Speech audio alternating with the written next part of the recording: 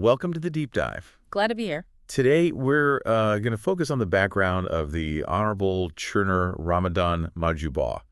He's, widely known as Honorable Chericoco. Right. And our source for this is basically a list, like a rundown of his qualifications and roles. Exactly. So the mission today is pretty straightforward. You get a clear picture of his political and professional path based on what's in front of us here. Okay, let's dig in. Okay, so looking at this list, the very first thing, one thing that really stands out is him being picked as presidential running mate. Mm-hmm.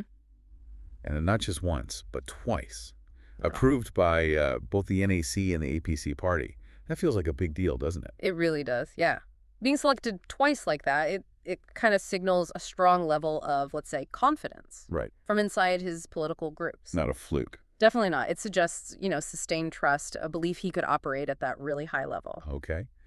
Then there's his time in the Sierra Leonean Parliament. A lot going on there. Acting speaker, deputy speaker, Yeah. and leader of the opposition. That's quite a variety of hats within the legislature. It is. And what's interesting there is the sort of path. Going from roles like acting and deputy speaker, which need, some impartiality. Right, overseeing things. Exactly. To then being leader of the opposition, which is a very partisan role, obviously. It kind of showcases adaptability, maybe. Or growing influence within the party structure, perhaps. Could be. Shows he's seen Parliament from, multiple angles, different perspectives. And it didn't stop at the national level.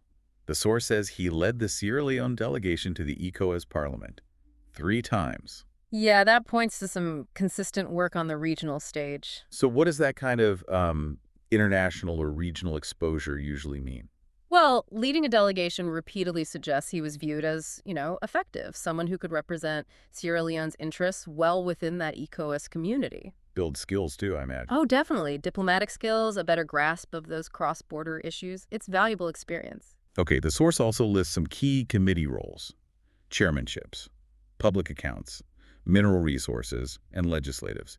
These sound pretty important. They are. They cover really crucial areas of governing. Public accounts, for instance, that's all about overseeing government spending, right? Accountability. Mm-hmm. Very critical. And mineral resources, that's a huge sector for Sierra Leone's economy. Understanding that is key. And legislative. That points right to being involved in how laws are actually made, shaping legislation. So taken together, it suggests a pretty broad experience in both policy and oversight.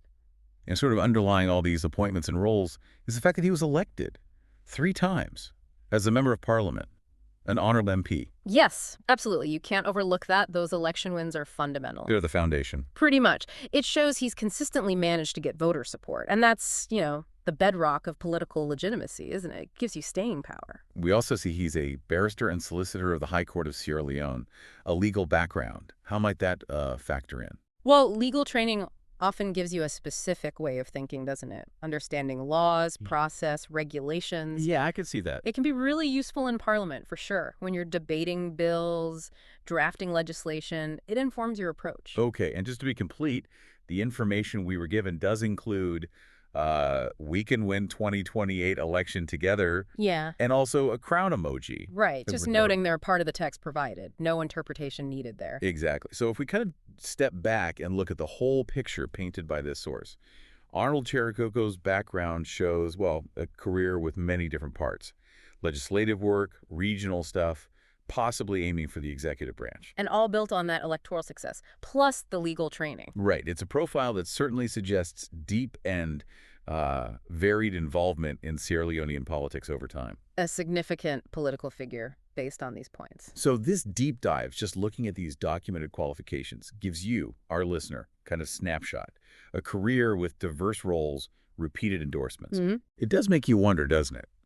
How do all these different pieces, parliamentary leadership, regional work, legal know-how, electoral wins, how do they all fit together to shape someone's political weight and where they might go next? Yeah, that's a good question to ponder. How does that whole package influence their trajectory? Something to think about.